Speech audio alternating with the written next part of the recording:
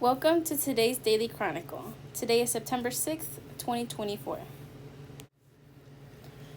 Could you live without shopping for a year? Try the No Buy Challenge.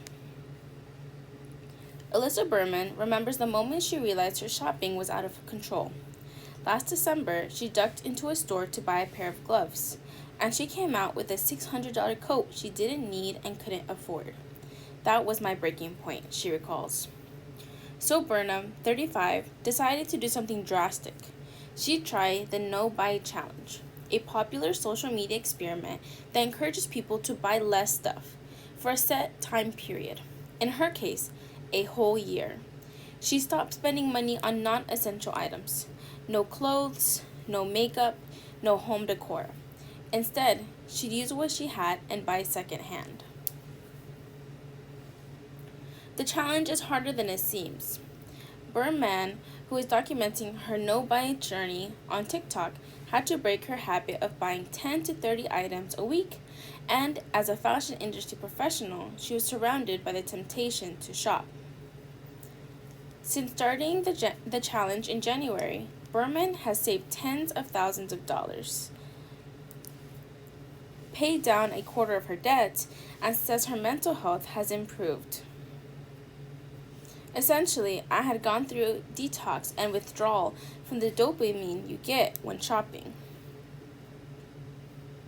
Anyone can try the No Buy Challenge, whether your reason is to curb spending, cut back on fast fashion, or reduce your carbon footprint. About 10% of all carbon emissions come from the fashion industry, according to the United Nations. Here are some tips to help you get started. Create a yes and no shopping list. Grab a pen and paper and write down a list of non-essential items that you'll stop buying and continue buying. For a set period of time, it'll help you pinpoint items you tend to overspend on and be more intentional about what's really worth buying.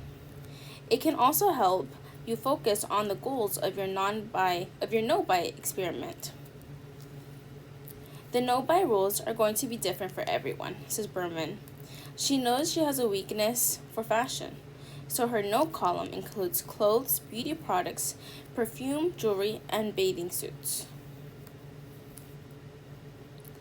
Your yes column should target items that enrich your life and encourage your hobbies, she says. Berman's list included fresh flowers, museum tickets, Pilates classes, and budget travel. Set a timeline and the rules. Berman decided to do the No Buy Challenge for a whole year. If that feels too restrictive, maybe try out a few months, or even a couple of weeks. You can also change the rules of the experiment to make it more fun. Sustainable fashion writer Aja Barber runs an online community where she encourages people to consume more mindfully. I challenge people not to buy a single dress this year. That forces people to be a little bit creative, but it doesn't entirely limit them, she says. I've also challenged my readership to buy 50% of their clothing secondhand. Reduce your temptation to shop.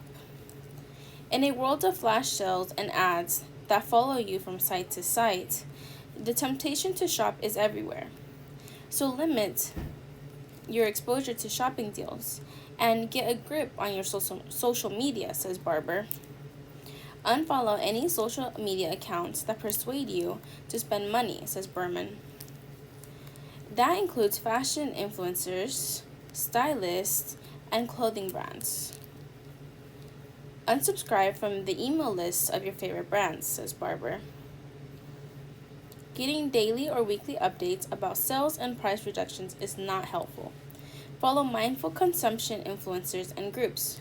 Berman made a point to follow people who were also working on changing their spending habits. They became almost like a support group, she says. Block websites where you tend to impulse shop. Berman did this with some of her top fashion sites at the start of her no-buy year. That way, I wasn't even tempted to browse, she says. Change your shopping habits. It's easy to overspend on fast fashion, but when you start to humanize its supply chains, you start to see what the amazing deal of, say, an $8 Shein dress isn't so amazing after all. Fast fashion is quick and cheap because companies cut every possible corner and cost, says Dilys Williams, director of the Center for Sustainable Fashion at the University of the Arts in London. That often means using oil-based fabrics like polyester, which do not biodegrade, and factories that pollute and often drastically underpay or mistreat workers. As a result of this system, humans are consuming more and more than ever, and the consequences are real, says Barber.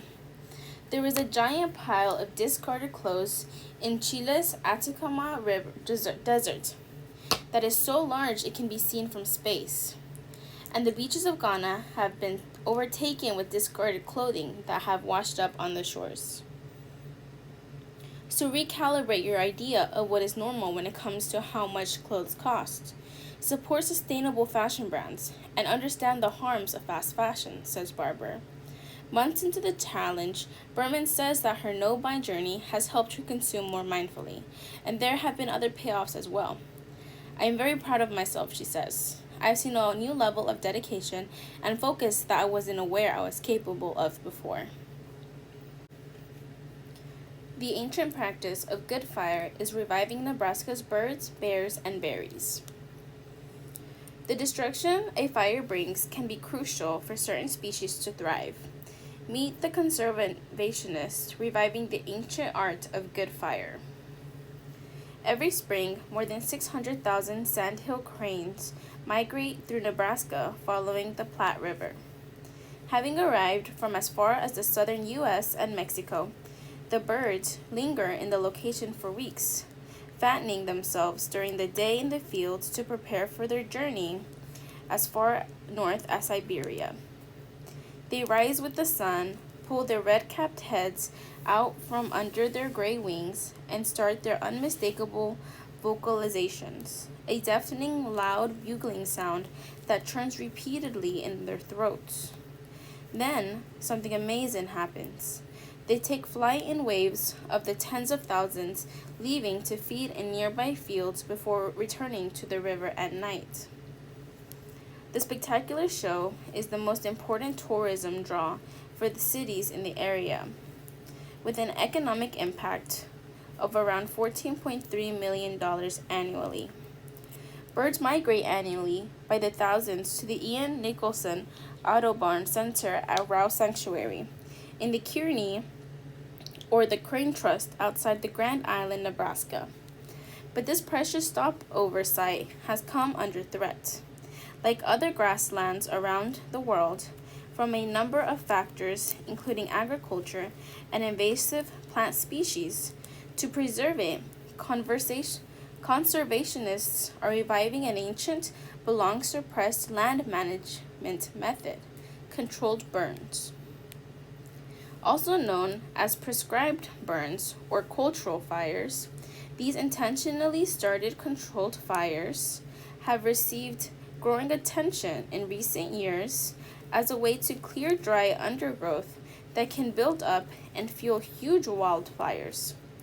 One in 2024 review suggests that prescribed burning can reduce the severity of wildfires between 62% and 72% relative to untreated areas. However, the area of prescribed burns is not new. Indigenous communities for long used cultural fires to remove old grass and support new growth. In addition, controlled fires may also help create a healthy ecosystem for cranes and other species by creating open habitats. Grasslands are one of the most endangered ecosystems globally, with research showing a 60% decrease in grasslands biodiversity since the 1970s, says Amanda Heifner, education manager at Audubon's Rose Sanctuary. So the best way we can make sure that the grasslands stay grasslands is by making sure that we're using tools to keep it in that habitat. Tools like prescribed fires. This allows for nutrient cycling, adds Heifner. Wildfires are often highly intense burns that strip the land of nutrients, while low-intensity prescribed burns can clear fuel, leaving nitrogen, minerals found in ash, and partially burnt decomposing biological material, increasing nutrients in the soil soon after a burn. With the litter being cleared, there is now room for new and more nutritional growth. Prescribed burns involve planting specific patches to set on fire. These patches might be near fire breaks, like a road, or burn specialists might mow breaks around the burn area, which removes litter and dry grasses that couldn't help a fire spread. They will also spray it with water to keep the fire from spreading to the break. They must take into consideration things like humidity, wind direction, and where they want the fire to be pushed by that wind. If they cut a U-shape, for example, they move the fire forward until the section is completely burned. The team works together to keep it under control. Patches are relatively small, and timing depends on the last time they were burned, whether grazing animals are willing to eat there, which invasive species are taking over, and how the area is being used by wildfire. The fires are part of an effort to restore the crane's natural habitat, which conservationists say used to be shaped through an intricate interplay of natural cycles and indigenous communities' intervention. Human impact has entirely transformed that original habitat, meaning that a full return to the original conditions is impossible, and making this form of partial restoration crucial. A crane paradise lost.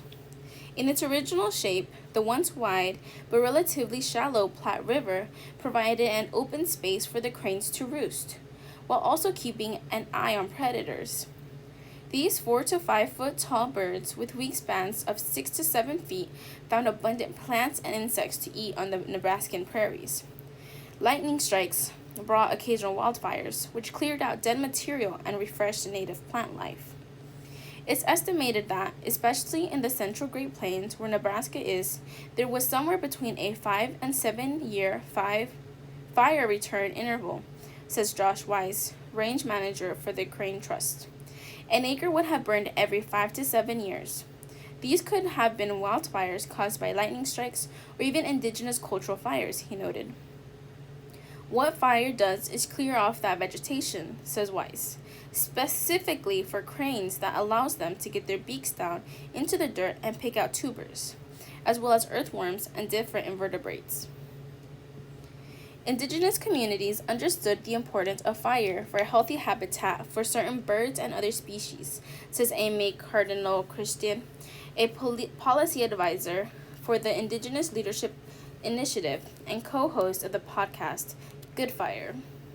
Indigenous people were on the land and would have seen those lightning fires and replicated them with controlled burns, says Christensen. Depending on the nation, she says that there were specific experts, fire chiefs, grandmothers, or families with the knowledge and the responsibility for cultural fires. These cultural fires prevented the meadows from becoming forest again and cleared land in a way that would make it easier to hunt rabbits, weasels, and even bison, she says. Christensen is Métis and raised in northern Alberta, Canada. She has worked as a research scientist with the Canadian Forest Service and is an Indigenous fire specialist for the National Fire Management Division of Parks Canada.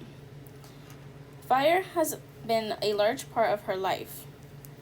Canada said Christensen got really good at fire suppression. As European settlers colonized in the land in both Canada and the U.S., Indigenous fire practices were suppressed. A shrunken river. River Platte also changed. As European settlers moved west, cities dammed up the Platte and shrank its flow and size, allowing for encroaching woody plant life to spread inward at the river. According to the Audubon Center, human activity reduced channel widths in the Platte River by 80 to 90%. Nebraska's wetlands and prairies became farmland, leading to roughly 75% of those wild spaces disappearing.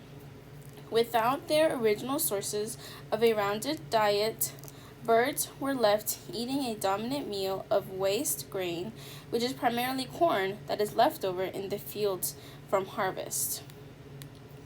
Even with these changes, cranes have proven to be highly resilient birds, with more than 500,000 arriving annually from February to early April, putting on a massive display. While the River Platte is the biggest sandhill crane migration corridor, smaller populations can be found migrating through other parts of the U.S., like Lodi, California, where there's even an annual festival. 30 minutes away from the row at the crane thrust, approximately 10,000 acres are protected as critical habitat for endangered whooping cranes and sandhill cranes. Both row and the crane trust using grazing bison or cattle along with controlled burns to maintain the open grassland and prevent shrubs from encroaching. The grain trust even has its own bison herd for that purpose. We use burns to control invasive species, like eastern red cedar, for example, says Tim Smith, Director of Land Management for the Crane Trust. If you let it go and it becomes cedar dominated, that is an unusable habitat for sandhill cranes. Dancing prairie chickens. Prescribed burns are done in patches, meaning that not all is burned at once. Some areas are chosen based on where bison or cattle aren't grazing or where there is fuel, like litter. Burning in patches also creates greater diversity through microhabitats for different species that prefer tall or short grasses, says Weiss. Patches of habitat increase biodiversity and support important keystone species like prairie chickens, adds Hefner. Short vegetation allows them to dance and mate in areas known as licks, but they also use taller vegetation to hide their nests from predators. Experts say that the prairie-based wildlife, plant life, and insects also benefit significantly from the power of fire, like huckleberries, grizzly bears, and bees. My father is a grizzly bear biologist, says Charlie McLennan, a fire and vegetation specialist for Parks Canada. His father, researcher Bruce McLennan, worked his whole career, over 45 years, on grizzly bears in southern British Columbia. Charlie and his sister Michelle, who are both now bear specialists, have been around grizzlies their whole lives.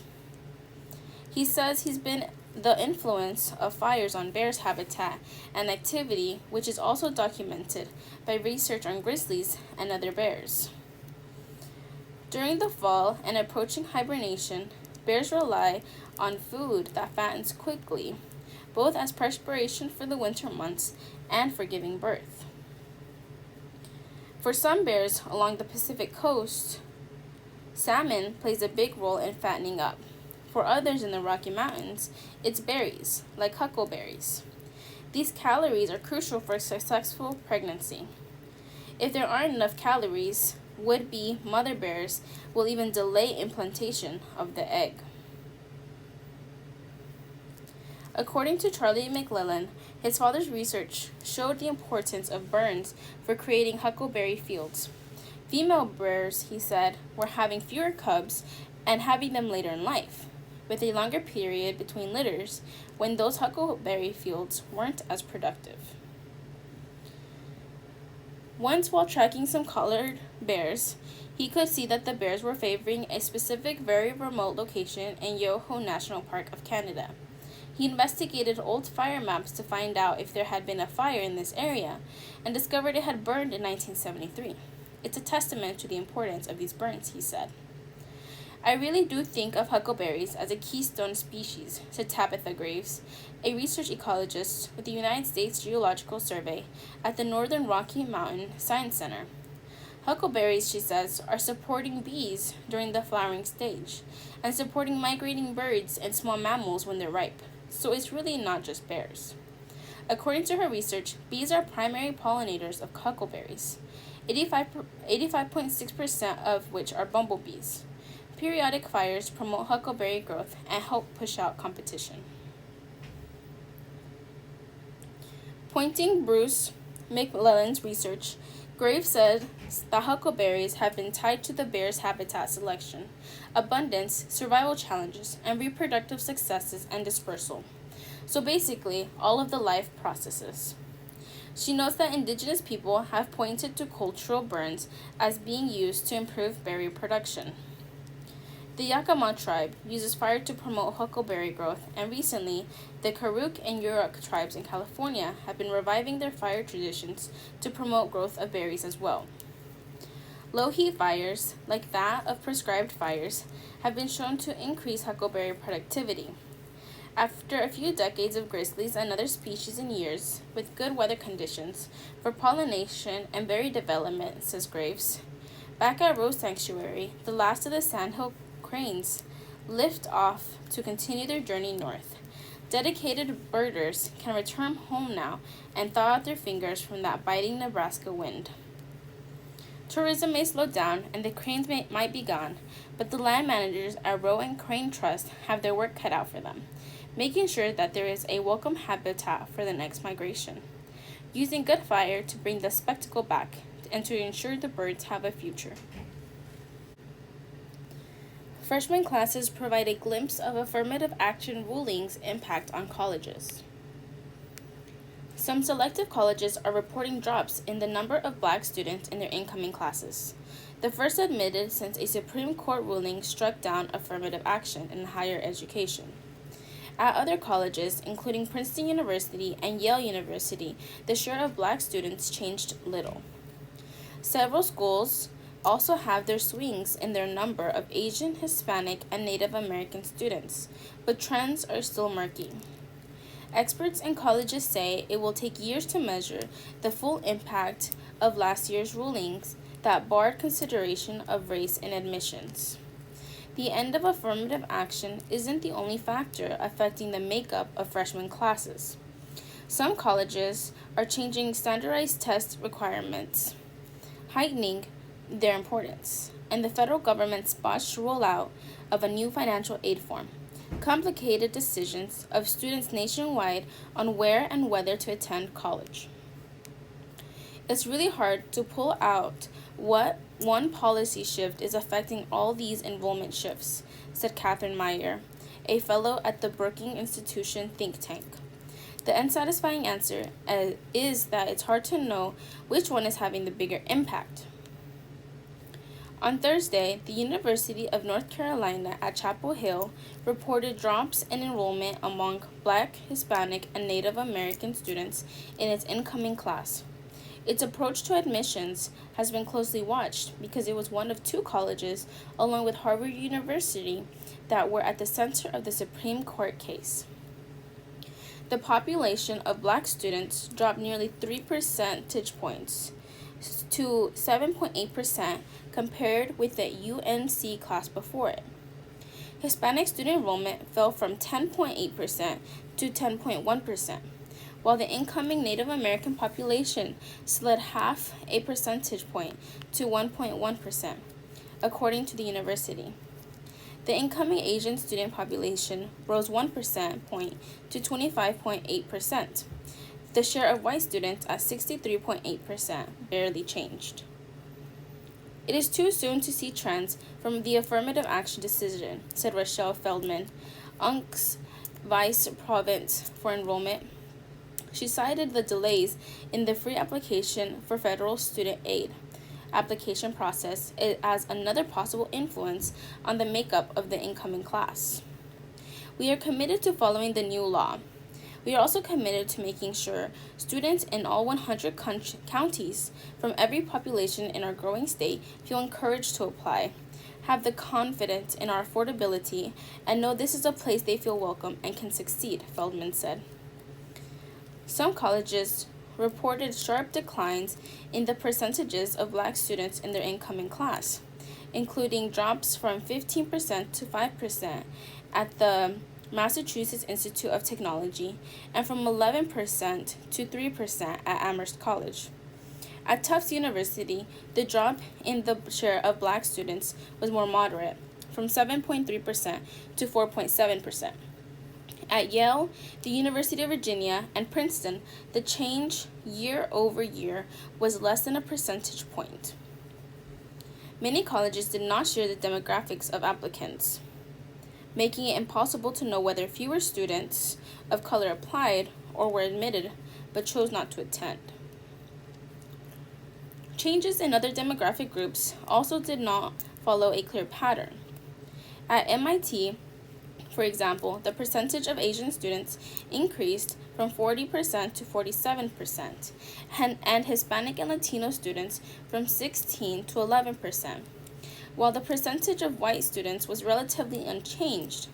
But at Yale, the percentage of Asian students declined from 30% to 24%, while students at Yale went from 42% of the class to 46%, and the Hispanic and Latino students saw an increase of 1 percentage point. Colleges have been pursuing other strategies to preserve the diversity they say is essential to campus life. J.T. Duck, Dean of the Admissions at Tufts, emphasized the school would work on expanding outreach and partnerships with community organizations to reach underrepresented, low-income, and first-generation students. He cautioned against reading too much into year-to-year changes in enrollment. The results show that we have more work to do to ensure that talented students from all backgrounds, including those most historically underrepresented at selective universities, have access to Tufts education. And we are committed to doing that work while adhering to the new legal constraints, he said in an email. We've already done a lot of work towards these ends and look forward to doing even more. The UNC Feldman said it is priority to offer substantial financial aid to low-income families, along with retaining students through investments in undergraduate advising and other initiatives. She said there are no plans for dramatic changes in light of the new enrollment data. The university wants to make sure anyone from any background knows they can earn their way here, she said at a news conference. Sharp declines in the number of students of color can impact how prospective students view schools, leading some to choose other colleges where they might feel a stronger sense of community, said Mitchell Chang, a professor of higher education at the University of California, Los Angeles. If we're below a certain threshold, people who see themselves as having more difficult time developing a sense of belonging will choose elsewhere, he said. That's especially true at selective colleges, where admitted students may be choosing between multiple top-tier schools. So far, the drops in underrepresented minority students are smaller in scope than when states like Michigan and California passed bans on affirmative action decades earlier.